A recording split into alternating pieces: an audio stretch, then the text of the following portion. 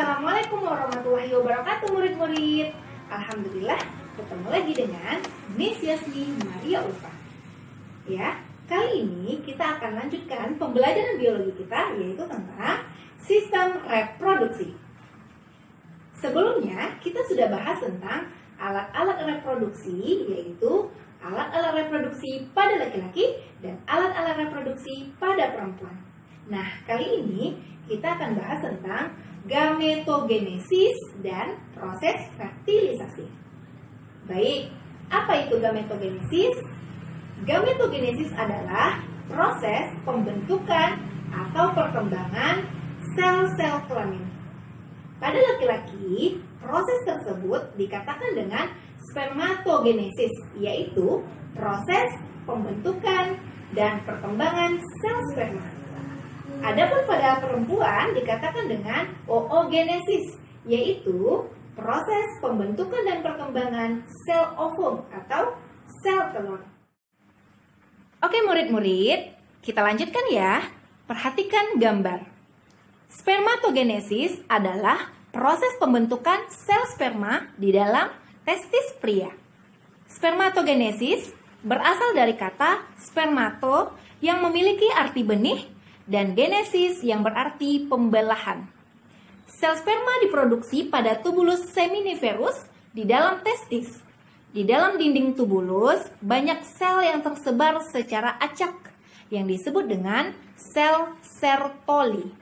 Sel ini berfungsi untuk memberikan makanan untuk sel sperma yang belum matang. Ketika sel sperma telah matang atau dikatakan dengan spermatogonia, spermatogonium atau sel induk sperma memperbanyak diri dengan cara mitosis dan meiosis. Lihat gambar spermatogonium membelah menjadi dengan proses mitosis dan meiosis. Dari spermatogonium, sel sperma akan berubah menjadi spermatosit primer secara mitosis. Setelahnya, spermatosit primer membelah secara meiosis menjadi spermatosit sekunder yang berukuran sama. Melalui tahap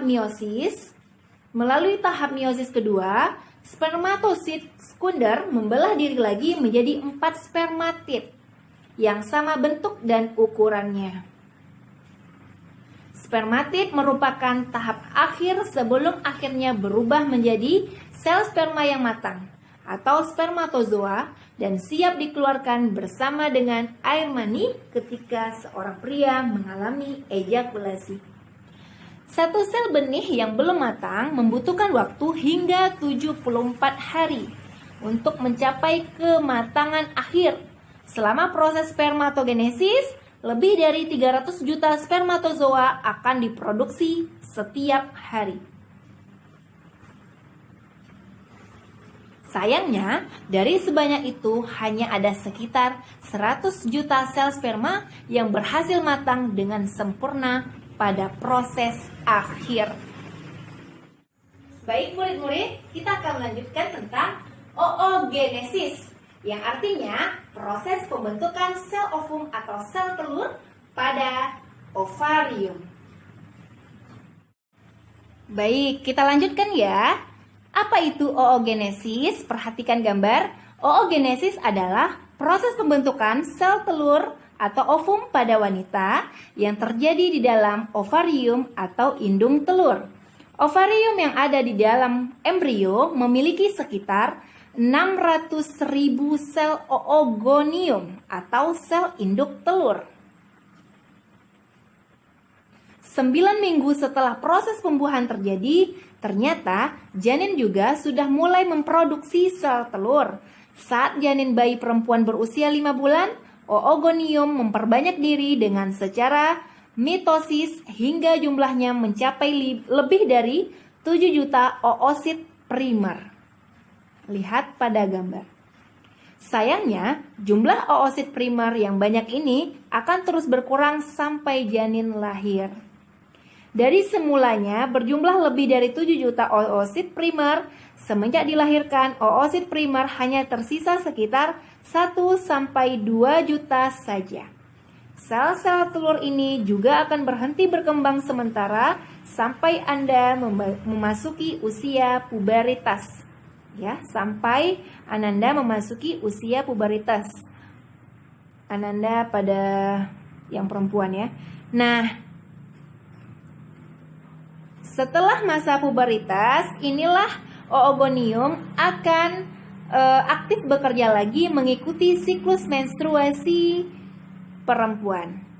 Dari 2 juta oosit primer yang ada, hanya sekitar 400 saja yang bisa bertahan hingga menjadi folikel matang. Ya. Apa itu folikel?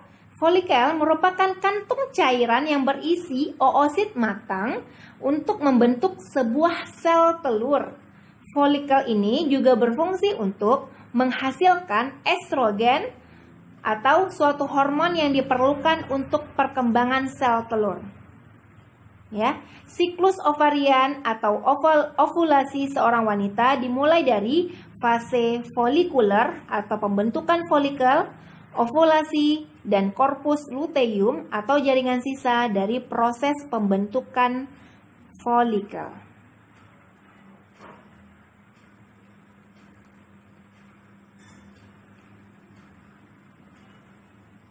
Ya. Nah, sel telur folikel matang sendiri adalah kantong kecil yang memiliki dinding sel dan di dalamnya terdapat satu sel telur tadi ya. Sel telur ini yang kemudian akan dilepaskan selama masa reproduksi. Jadi perlu dipahami juga bahwa seiring bertambahnya usia Ananda, maka kualitas serta kuantitas ovum yang tersisa akan semakin mengalami penurunan. Hal ini adalah normal. Ya, oogenesis dimulai dengan adanya mitosis dan meiosis ya. Terjadi pembelahan mitosis dan meiosis. Mitosis adalah ya, apa itu mitosis? Jadi, mitosis adalah proses pembelahan sel yang menghasilkan 2 gamet atau sel anak yang identik. Sementara itu, meiosis adalah pembelahan sel yang menghasilkan 4 gamet yang masing-masingnya memiliki jumlah kromosom setengah dari sel induknya. Oogonium atau sel induk telur akan matang dan bermitosis menjadi oosit primer. Ya, oosit primer yang nantinya akan bermeiosis menjadi 2 bagian menghasilkan oosit sekunder. Lihat pada gambar, sudah ditunjukkan di tanda panah. Berbeda dengan proses spermatogenesis tadi, pembelahan meiosis pertama pada proses oogenesis mengalami perkembangan sitoplasma atau bagian sel yang tidak seimbang. Akibatnya, ada satu oosit yang memiliki banyak sitoplasma, sedangkan oosit lainnya tidak memiliki sitoplasma. Jadi, oosit yang memiliki banyak sitoplasma yang berukuran lebih besar daripada oosit yang tidak mempunyai sitoplasma. Nah, oosit yang lebih kecil inilah yang disebut dengan badan polar pertama. Lihat, ada tanda panah di sana, badan polar pertama. Jadi setelah itu, oosit sekunder yang berukuran lebih besar akan mengalami pembelahan meiosis yang kedua, yaitu menghasilkan ootit. Ya. Dan badan polar pertama juga akan membelah menjadi 2 badan polar kedua. Ootit ini akan berkembang menjadi ovum apabila bertemu dengan spermatozoa alias sel sperma. Proses ini nantinya akan mengalami degenerasi atau perubahan. Jika setelah degenerasi ootit tidak bertemu dengan sel sperma dan pembuahan tidak terjadi, maka siklus oogenesis terulang kembali dan Ananda yang perempuan juga akan mengalami menstruasi. Baik, murid-murid sudah paham semuanya? Nah, jadi pertanyaannya, apa itu menstruasi? Nah, menstruasi terjadi jika sel ovum yang sudah masak tadi tidak dibuahi oleh sel sperma, maka terjadilah penebalan dinding rahim.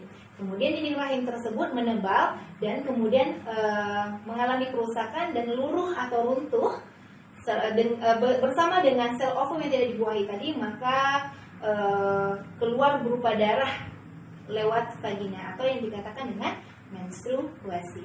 Nanti penjelasan tentang menstruasi akan kita bahas lebih lanjut dan lebih rinci pada sesi video berikutnya. Oke, baik murid-murid, kita akan lanjutkan tentang proses fertilisasi. Oke, apa itu fertilisasi? Ya, dikatakan dengan pembuahan, yaitu peleburan antara sel kelamin pada pria atau sel sperma bertemu dengan sel kelamin pada perempuan atau sel ovum. Ya. Nah, sebelumnya kita akan lihat dulu cuplikan video berikut ini. Selamat menyaksikan.